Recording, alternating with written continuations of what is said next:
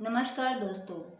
आज फिर एक और नई कहानी लेकर आई हूँ आपके साथ। जो मेरी प्रिय लेखिका हैं उनका नाम है महादेवी वर्मा। उनकी सबसे अच्छी कृति मुझे लगती है नीलकंठ, और जो मुझे दिल से पसंद है वही कहानी मैं आप सभी के लिए लेकर आई हूँ। तो स्टोरी शुरू करते हैं। बड़े मियाँ चिड़िया वाले के दुकान के निकट पहुँची तो उन्होंने सड़क पर आकर ड्राइवर को रुकने का संकेत दिया। मेरे कोई प्रश्न करने से पहले उन्होंने कहना आरंभ कर दिया, सलाम गुरुजी। पिछली बार आने पर आपने मोर के बच्चों के लिए पूछा था। शंकरगढ़ से एक चिड़ीमार 2 मोर के बच्चे पकड़ लाया है। एक मोर है और एक मोरनी, आप पाल लें। मोर के पंजों में दवा नहीं बनती है, सो ऐसे ही लोग खरीदने आते थे। आखिर मेरे सीने में भी इंसान का दिल है, मारने के लिए ऐसे मासूम चिड़ियों को कैसे दे दूं? टालने के लिए मैंने कह दिया गुरुजी ने मंगवाए हैं।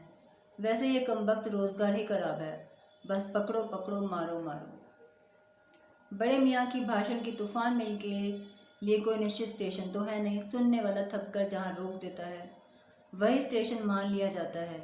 इस तथ्य के परिचित होने के कारण ही मैंने बीच में ही उन्हें रोककर पूछा, मोर के बच्चे हैं कहाँ? बड़े मियाँ के हाथ के संकेत का अनुसरण करते मेरी दृष्टि एक तार के छोटे से पिंजरे तक पहुंची, जिसमें तीतरों के समान 2 बच्चे बैठे थे। मोर है ये मान लेना कठिन था। पिंजरा इतना संकीर्ण था कि वे पक्षी शावक जाले के गोल फ्रेम में कसे जड़े चित्र जैसे लग रहे थे। मेरे निरीक्षण के साथ साथ बड़े मियाँ की भाषण मेल भी चलती रही। इमाम कसम गुरुजी, चिड़ीवार ने मुझसे इस मोर के जोड़े के नकद 30 रुपये लिए हैं। बारह कहा, भाई जरा सोच लो, अभी इनमें मोर की कोई खासियत भी नहीं है तो इतनी बड़ी कीमत भी मांगने चला है।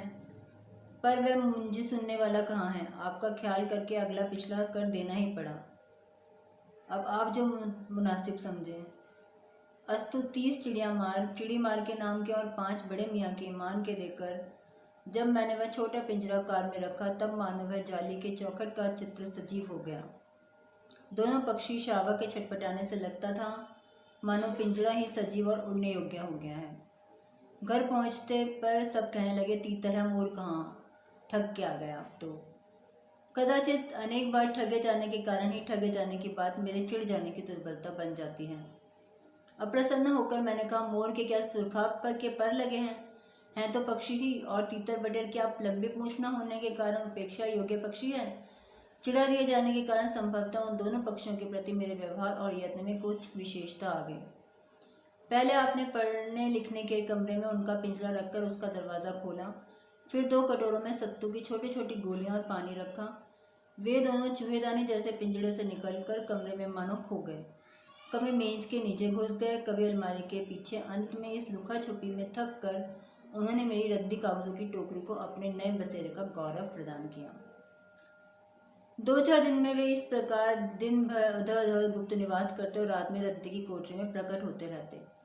फिर आश्वस्त हो जाने पर कभी मेरी मेज पर, कभी कुर्सी पर और कभी मेरे सिर पर अचानक आविर्भूत होने लगे। खिड़कियों में तो जाली लगी थी पर दरवाज़ा मुझे निरंतर बंद रखना पड़ता था। खुला रखने पर चित्रा यानी कि मेरी बिल्ली उन नवागंतुकों को पता लगा लेती और तब उसकी शोध का क्या परिणाम होता, यह अनुमान लगाना कठिन था। वैसे वह चूहों पर भी आक्रमण नहीं करती, परंतु यहाँ तो सर्वथा अपरिचित पक्षियों की अनाधिकार चेष्टा का प्रश्न था। उसके लिए दरवाज़ा बंद रहे और ये दोनों ऐरे गैरे मेरी मेज़ को अपना सिंहासन बना लें। यह स्थिति चित्रा जैसी अभिमानिनी मार्जरी के लिए असह्य कही जाएगी। जब मेरे कमरे का कायाकल्प चिड़ियाखाने के रूप में होने लगा, तब मैंने बड़ी कठिनाई से दोनों पक्षियों को पकड़कर जाले के बड़े घर तक पहुंचा दिया, जो मेरे जीव जंतुओं का सामान्य निवास है। दोनों जीवों ने पहले से रहने वालों में वैसा ही कुतूहल आया जैसे नववधु के आगमन पर परिवार में स्वाभाविक है। लक्का कबूतर नाचना छोड़कर दौड़ पड़े और उनके चारों ओर घूम घूम कर गुटरगू की रागनी अलापने लगी। बड़े खरगोश सभ्य सभासदों के समान क्रम से बैठकर गंभीर भाव से उनका निरीक्षण करने लगे। ऊन की गेंद जैसे छोटे छोटे खरगोश उनके चारों ओर उछल कूद मचाने लगे। तोते मानो भली भांति देखने के लिए एक आंख बंद करके उनका परीक्षण करने लगे। ताम्रचूड़ झूले से उतरकर और दोनों पंखों को फैलाकर शोर करने लगा। उस दिन मेरे चिड़ियाघर में मानो भूचाल आ गया। धीरे धीरे दोनों मोर बच्चे बढ़ने लगे। उनका कायाकल्प वैसा ही क्रमशः और रंगमय था जैसा इल्ली से तितली का बनना। मोर के सिर की कलगी और सघन, ऊंची तथा चमकीली हो गई। चोंच अधिक बंकिम और पैनी हो गई। गोल आंखों से इंद्रनील की नीलाभ द्युति झलकने लगी। लंबी लील हरित ग्रीवा की हर भंगिमा में धूप छाई तरंगे उठने गिरने लगी। दक्षिण वाम दोनों पंखों में स्लेटी और सफ़ेद आलेखन स्पष्ट होने लगे। पूंछ लंबी हुई और उसके पंखों पर चंद्रिकाओं के इंद्रधनुषी रंग उद्दीप्त हो उठे। रंग रहित पैरों को गर्वीली गति ने एक नई गरिमा से रंजित किया। उसका गर्दन ऊंची कर देखना, विशेष भंगिमा के साथ उसे नीचा कर दाना चुगना, पानी पीना, टेढ़ी कर शब्द सुनना आदि क्रियाओं में जो सुकुमारता और सौंदर्य था, उसका अनुभव देखकर भी नहीं किया जा सकता। गति का चित्र नहीं आंका जा सकता। मोरनी का विकास मोर के समान चमत्कारिक तो नहीं हुआ, परंतु उसकी लंबी धूप छाई गर्दन, हवा में चंचल कलगी, पंखों की श्याम श्वेत चित्रलेखा, मंथर गति आदि से वह भी मोर की उपयुक्त सहचारिणी होने का प्रमाण देने लगी। नीलाभ ग्रीवा के कारण मोर का नाम रखा गया नीलकंठ और उसकी छाया के समान रहने के लिए मोरनी का नामकरण हुआ राधा। मुझे स्वयं ज्ञान नहीं कि कब नीलकंठ ने अपने आप को चिड़ियाघर के निवासी जीव जंतुओं का सेनापति और संरक्षक नियुक्त कर लिया। सवेरे ही वह सब खरगोश, कबूतर आदि की सेना एकत्र कर उस ओर ले जाता जहाँ दाना दिया जाता था और घूम घूम कर मानो सबकी रखवाली करता रहता। किसी ने कुछ गड़बड़ की और वह अपने तीखे चंचू प्रहार से उसे दंड देने दौड़ता। खरगोश के छोटे और शरीर बच्चों को वह चोंच से उनके कान पकड़कर उठा लेता था और जब तक वे आर्त कर्दन न करने लगते उन्हें अधर में लटकाए रखता।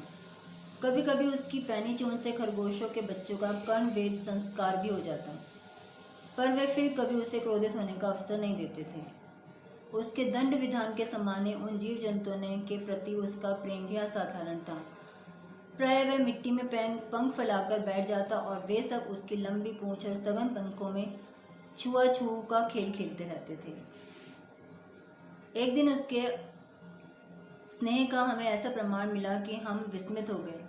कभी कभी खरगोश, कबूतर आदि सांप के लिए आकर्षण बन जाते हैं और यदि जाली के घर में पानी निकलने के लिए बनी नालियों में से खुली रह जाए तो उसका भीतर प्रवेश पा लेना आसान हो जाता है।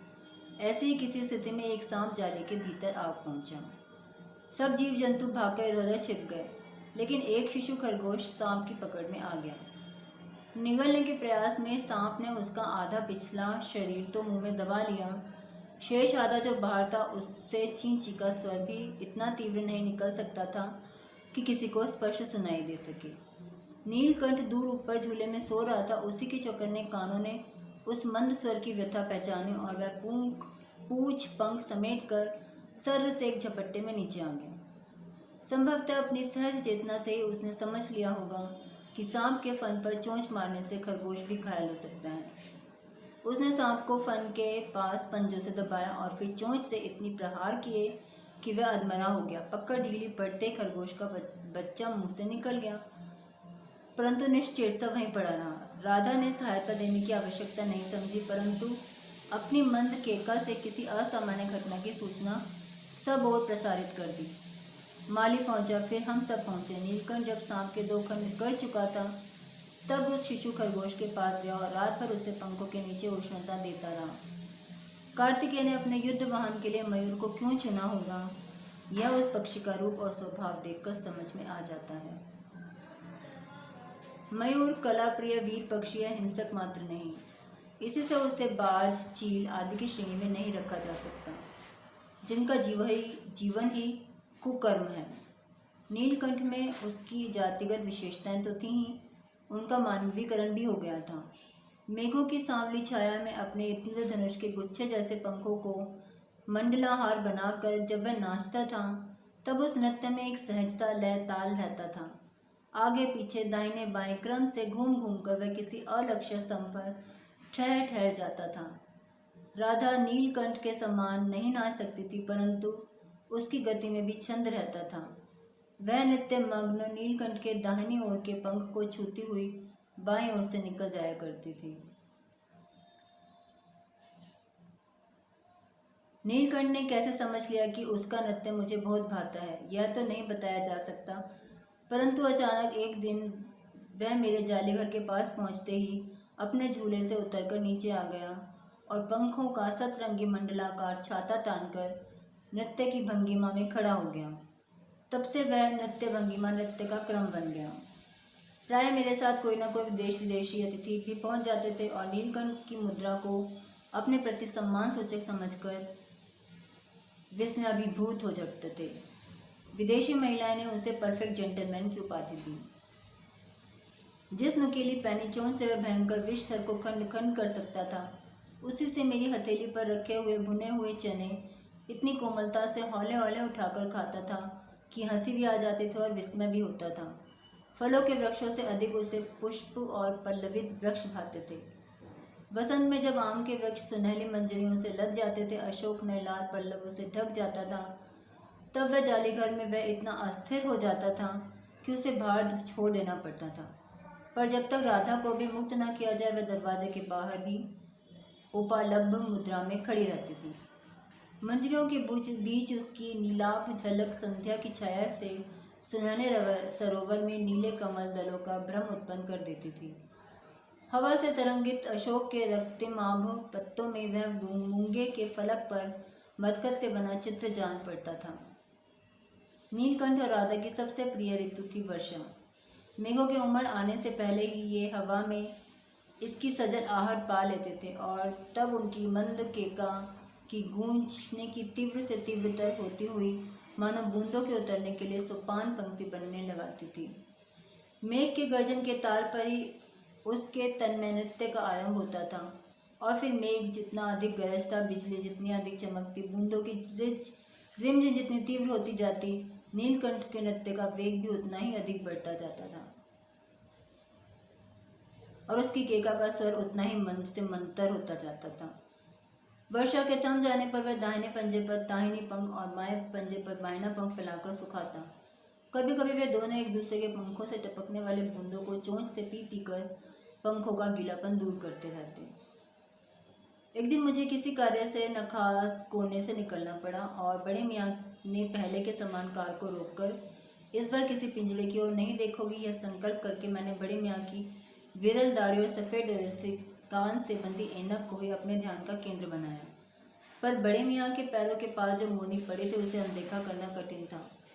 मोरनी राधा जैसी ही थी। उसके मंजे से बंधे दोनों पंजों की उंगलियां टूटकर एक प्रकार इकट्ठी हो गई थी।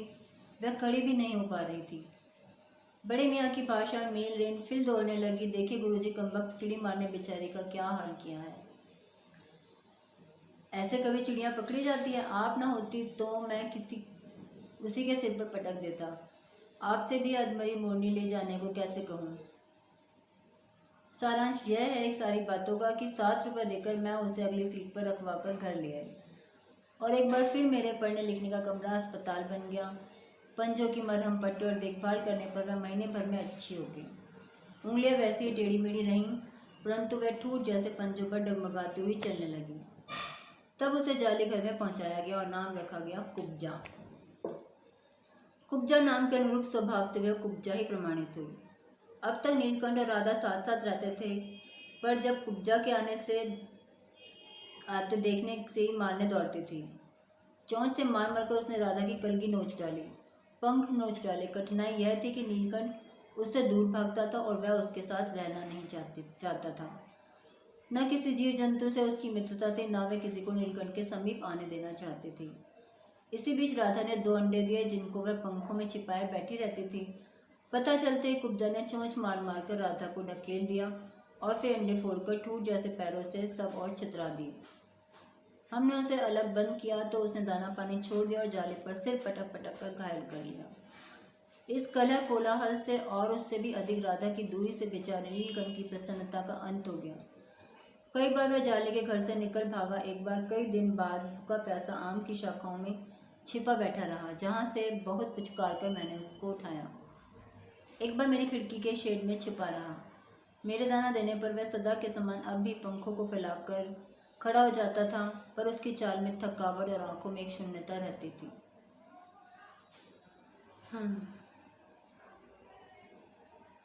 अपने अनुभवहीनता के कारण ही मैं आशा करती रही कि थोड़े दिन में सब में मेल हो जाएगा। अंत में 3-4 मास के उपरांत एक दिन सवेरे जाकर देखा कि नीलकंठ पंख पूंछ फैलाए धरती पर उसी प्रकार बैठा हुआ है जैसे खरगोश के बच्चों को पंख में छिपाकर बैठता था। मेरे पुकारने पर भी उसने उसके न उठने पर संदेह हुआ। वास्तव में नीलकंठ मर गया था। क्यों? इसका उत्तर तो अब तक नहीं मिल सका। न उसे कोई बीमारी हुई, न उसके रंग बिरंगे फूलों के स्तबक जैसे शरीर पर किसी चोट का निशान मिला। मैं अपने शाल में लपेटकर उसे संगम ले गई। जब गंगा की बीच धार में उसे प्रवाहित किया गया, तब उसके पंखों की चंद्रिकाओं में बिंबित प्रतिबिंबित होकर गंगा का चौड़ा पाट एक विशाल मयूर के समान तरंगित हो उठा। नीलकंठ के न रहने पर राधा तो निश्चेष सी कई दिन कोने में बैठी रही। वह कई बार भागकर लौट आया था, अतः वह प्रतीक्षा के भाव से द्वार पर दृष्टि लगाए रहती थी। पर कुब्जा ने कोलाहल के साथ खोज ढूंढ आरंभ की। खोज के क्रम में वह प्राय जाली का दरवाज़ा खुलते ही बाहर निकल जाती थी और आम, अशोक, कचनार आदि की शाखाओं में नीलकंठ को ढूंढती रहती। एक दिन वह आम से नीचे उतर रही थी कि कजली सामने पड़ गई और स्वभाव के अनुसार उसने कजली को चोंच मारा। परिणाम था कजली के 2 दांत उसके गर्दन पर लग गए। इस बार उसका कलह, कोलाहल और द्वेष भरा जीवन बच नहीं पाया, परंतु इन 3 पक्षियों ने मुझे पक्षी प्रकृति की विभिन्नता का जो परिचय दिया वह मेरे लिए विशेष महत्व रखता है। राधा अब भी प्रतीक्षा में दुकेली है। आषाढ़ में जब आकाश मेघाच्छन्न हो जाता है, तब वह किसी ऊंचे झूले पर और कभी अशोक की डाल पर अपनी केका को तीव्र से तीव्रतर करके नीलकंठ को आज भी बुलाती रहती है।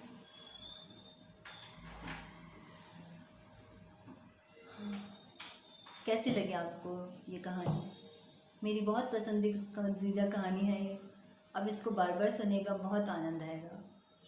तो मिलते हैं एक नई स्टोरी के साथ कल फिर नेक्स्ट वीडियो में। तब तक के लिए बाय एंड टेक केयर।